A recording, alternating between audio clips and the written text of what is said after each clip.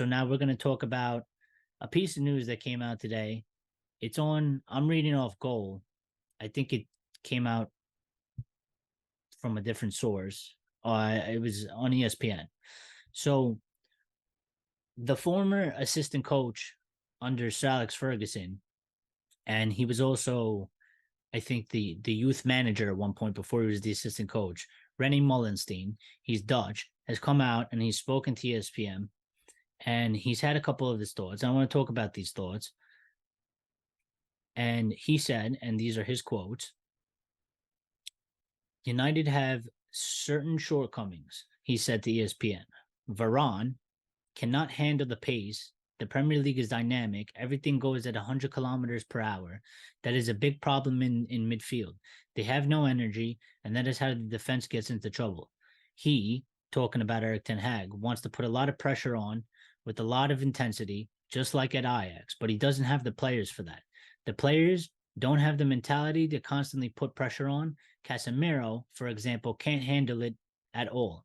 Ten Hag has a certain conviction about how he wants to play, but he has to find ways to get there. Those are quotes from Rennie Mullenstein to ESPN. I mean, just on those quotes, I completely disagree with him saying that Varane cannot handle the pace. I mean, who does he think he's describing? Harry Maguire? Because Varane can handle the pace. He's shown that he can handle the pace. He's literally our best center back as long as he stays fit. He's Champions League Varane. I mean, I don't agree with that statement at all. Like, I do agree with the fact that he says everything goes 100 kilometers per hour. Yeah, sure. But then he goes on to mention the midfield. And I think the midfield, like we all know, is the problem. It's been the problem this season. It doesn't help that, we're playing our backup defenders a lot of the times, and the partnerships aren't established as good as they are with our first choice defensive line. But I just don't understand why he's going at specifically Varane and then also specifically Casemiro. I mean, Casemiro's getting a lot of shit since he got taken off at halftime against Brentford, and he rightfully was taken off at halftime. He deserved to come off. He was playing bad.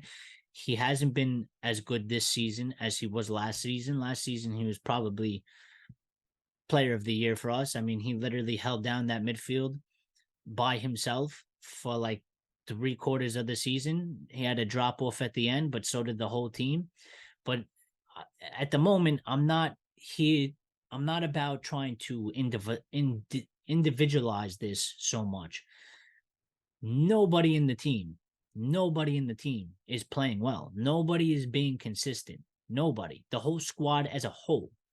So I almost find it pointless to start individualizing and saying, well, Casemiro's been shit and this guy, they've all been shit.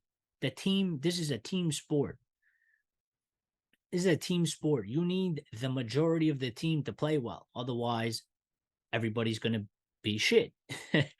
So I just, but I do think that Casemiro is suffering a little bit from the fact that he is on the older side, and he played so many games for us, and he keeps playing so many games because he was literally the only holding midfielder we had at the club. So he has to play every game, especially last season. I think it's a little bit the criticism, while being justified that he hasn't been playing good. I think it's a little bit harsh because the guy did so well last season, and he needs a fucking break, man. He needs a break. The guy, like, this is why we have Amrabat. Amrabat and Casemiro need to be rotated. He needs to be given a break. He needs to be to get more fresh. At that age, you're playing all these games, all these minutes. It's tough. Some people, they're able to keep going to a certain age. Everybody's body's different, but clearly you could see, like, he must be mentally exhausted. When you have mental exhaustion, like, you still want to do the things you want to do, and you know what you're supposed to do, but your body just doesn't do what your brain knows you have to do. And it's a frustrating thing, but it happens to everybody. We're humans. These things happen. So I think, yeah. And in certain games against certain teams, Casemiro by himself cannot handle. You're talking about one player versus 2, 3, or 4 midfielders. How is he supposed to handle this every single game, 90 minutes every game? This is why we needed Amrabat. This is why we got Amrabat in. They need to be rotated. And I'm sure Casemiro still top quality. He'll be all right. He'll come good as the season progresses. Don't worry about it. As long as we can rotate, as long as we can get him some rest, get him fresh again, he'll be fine. That talent is still there. He still has the ability. He just needs some rest to recoup his legs and his mental a little bit, because it's a lot of strain on the mental as well. I'm gonna move on. We don't make this too long. The other piece of news, just quickly. So there was an article that came out in the Mirror talking about how the Manchester United takeover is posing problems for Old Trafford. Richard Arnold and like 2 other people at the club, executives or some sort, director Colette Roche, or however you pronounce the name, the managing director, Richard Arnold, and chief financial officer Cliff Batty all had a meeting this week, and they've come to the conclusion that because of the uncertainty over who will be in charge at Manchester United in the long term, it's been causing issues. The club are said to be reluctant to commit to what would be a costly roof replacement when the new owners could decide to rebuild the stadium altogether. So basically, it's now being put out that Manchester United Football Club cannot fix the leaks in Old Trafford because of the owner situation. And if new owners come in, there's no point in spending money to patch up the holes when they're just going to rebuild the whole stadium. I mean, it's a total bunch of bullshit. They could have fixed this last season, the season before that. They never did it because the Glazers don't care, and they haven't put money into the stadium in like over 10 years. They barely put like a fucking penny. What they do, like repaint some of the walls or some shit. Like it's a bunch of bullshit. This is all 100% on the Glazers. It's just another reason why they need to go. They've destroyed our theater of dreams. They basically let it rot, like the Coliseum has. Just Coliseum is a landmark, but it was just never upheld, and shit starts falling apart. Same thing, and this is why they have to go. I also seen another piece of article that's related to this, that's here, that it says, and it's on Goal, and it says that the hierarchy at the club are aware that the roof on the Sir Bobby Charlton stand needs fixing. I mean, the whole world is fucking aware, because if it rains, it's like a waterfall inside the fucking stadium. We've seen the pictures, we've seen the videos. It's an absolute disgrace. Fuck the Glazers for allowing this. But it says for fixing this, they will struggle to hire cranes over the railway line at the back of the stand, which therefore means the work cannot be done while the season is ongoing without severely impacting matchday attendance and therefore revenue. Excuse me, another problem. I mean, same theme. Everything this club does, the way these people that run the club, everything is about fucking money. And then you wonder why we are a failing giant.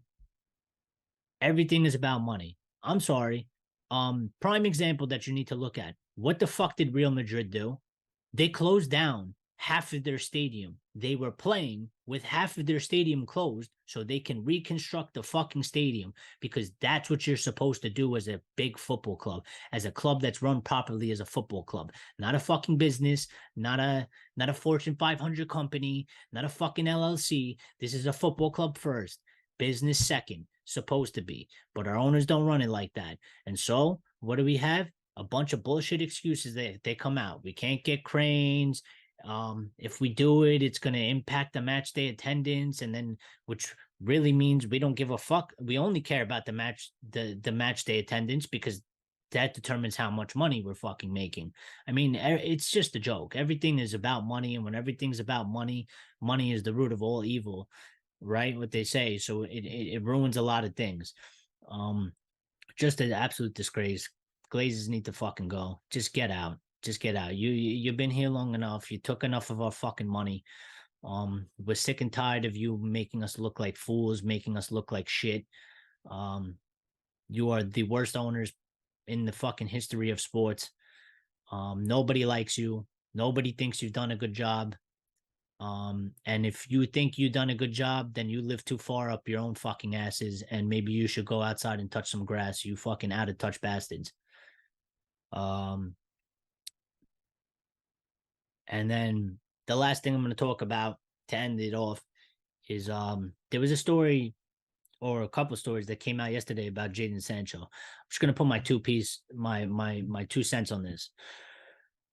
I'm sick and tired of this fucking story.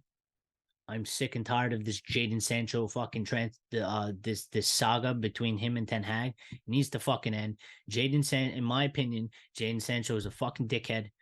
I don't know who he thinks he is. He has no credit in the bank at this club. He's barely done fucking anything.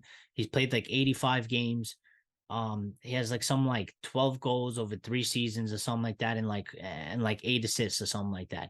I mean, he's literally had none of the impact. And I understand the point of view of his point of view, maybe of like, no matter what I do, Anthony keeps starting over me. I get that, but here's the fucking problem, right? When you're not starting and he puts you on as a sub, Jadon, yeah. When you come on, I don't see you putting in the same amount of effort as Anthony. Anthony can be playing shit, right? But the guy is fucking sprinting up and down the pitch. Intensity. He never stops that intensity. He could be giving the ball away 20 fucking times, right?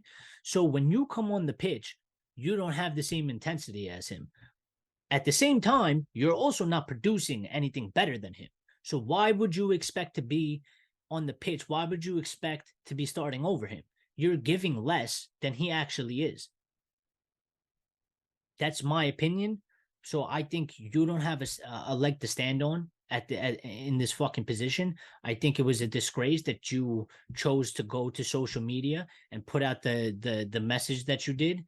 A real man, you should have, and a professional, you should have fucking handled it behind closed doors. If you wanted to tell Erik Ten Hag to go fuck himself, you should have went to him and told him to go fuck himself instead of going online and posting it like a little child, to try and garner support from the fans against the manager. Like that was ever going to work for you. Nobody's bigger than this football club. That's what we were raised on. That's the values of this. Not even Ten Hag is bigger than this football club. But you certainly, Jadon Sancho, are definitely not bigger than the manager, and you are definitely not bigger than the club. So you need to go. It needs to be resolved, though. I'm going to come from this standpoint. Again, just another example of how shit we are run. Where the fuck is Richard Arnold on this matter? It came out that he was trying to mediate stuff. I don't understand how this is being allowed. We have a player on $300,000 a week. He is not playing. He's not training with the team. The manager is being asked stories about him every single fucking day or week that they get a chance. And he obviously doesn't want to answer it because there's nothing to say because the player refuses to fucking apologize. I just don't understand how, as the CEO, you haven't grabbed both of them, put them in a fucking room, and sat them down and said, listen, you don't have to be best friends. You don't have to actually kiss and make up, but there needs to be a level of professionalism, and this needs to be sorted. This cannot continue to play out in public. It's bad for the club's image, it's bad for the player's image, and it's bad for the fucking manager's image. It's bad all around. It doesn't fucking give nobody any favors. This needs to be sorted. He needs to be allowed back into training. He needs to be fucking respectful. He needs to be professional. And then come January, you want to leave, Sancho? Leave. Don't worry. We'll get you a fucking loan out of here. And then Ten Hag, we'll get you a replacement. I mean, how hard is that to fucking sort out? And if they want to bitch to each other, leave them in the room and leave them in there until they come to a resolution. They agree to both be fucking cordial and both be men about it. All right. This situation is just another stain on the club. It's another disgrace. It makes everybody look bad. And it's just another prime example of how this club is run like shit as a football club. And they only know how to run it commercially, and they only care about the fucking commercialism of this club. And that's why the Glazers need to go. I back Eric Ten Hag all the way. He made the absolute right decision. The players cannot be allowed to do this type of shit, especially in today's age, because they're a giant brand. They make more money than the manager, and they got all these people around them that they're not really their friends. They only care about them because they make money off them. So they tell them all type of shit like, they're perfect, and oh, that person that criticizes you is just a jealous asshole who doesn't know any better. Don't listen to them. You're perfect. We love you. You do everything correct. You're the best human being in the world. How dare they criticize you? How dare they say something negative about you? It's all bullshit.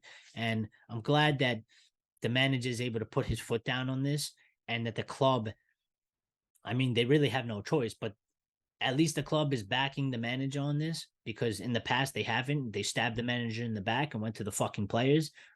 We've seen that happen multiple times, but it's a big statement that, we signed the guy for 75 million. He's on 300,000 a week. And the manager is basically telling him, if you don't apologize to me and make a public apology, you ain't fucking coming back.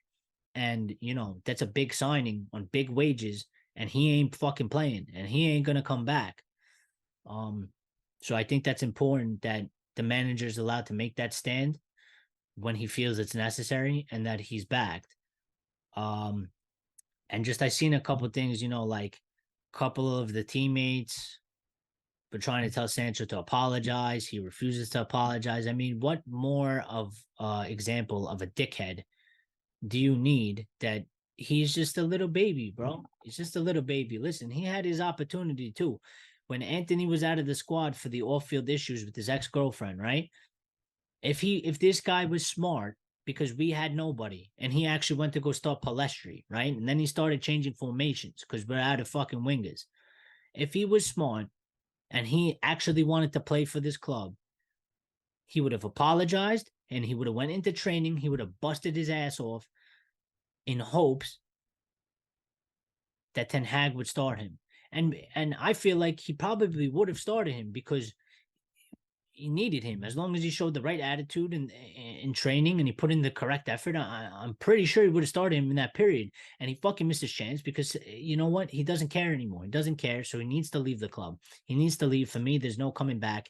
His career is done. Some would argue his career didn't even start for Manchester United, because I don't know.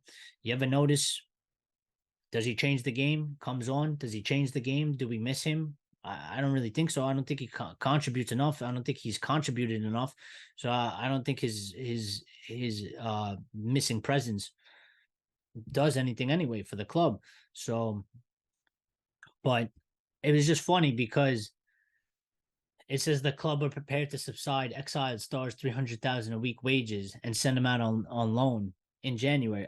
Yeah, no shit. He's on 300,000 a week. Nobody but us are stupid enough to pay a fucking player 300,000 a week. So the club have no choice. They're gonna have to pay part of his wage. Otherwise, he's gonna be fucking stuck here training by himself, watching under 18 or U21 games. I mean, they put shit out like this, and I don't know who they put it out for, because I don't understand why they think people are so stupid. We all know that he's on a fucking ridiculous wage, and no other club is going to pay 300,000 a week. It's the same like every other player. No club wants to pay Maguire's wage. No club wants to pay fucking Martial's wage. It's everybody knows we overpay in transfer fees and wages. So this story is so stupid that it comes out that it's like the club are prepared to do what the club actually has to do, because the club has fucked up multiple times, and the only way that they can handle the situation is by paying off half his wages. I mean, what the fuck, man? Come on. Like, how stupid do you think we are? We're not like the Glazers, bro. We're not looking at money. We care about our football club. Our football club, not the fucking business aspect. Business is always great when it comes second, but we care about our football club. We are awake to what goes on in our football club. So you putting out news like this and putting out an article, I don't know who you put it out for. The casuals, the people that don't pay attention, the people that live in la la land in their own brain. I mean, it is what it is. But thank you everybody for tuning in. It's good to have you back. Please like, share, and subscribe. It means a lot. It really does help. Thank you for being here, and we'll see you on the next one. Peace out.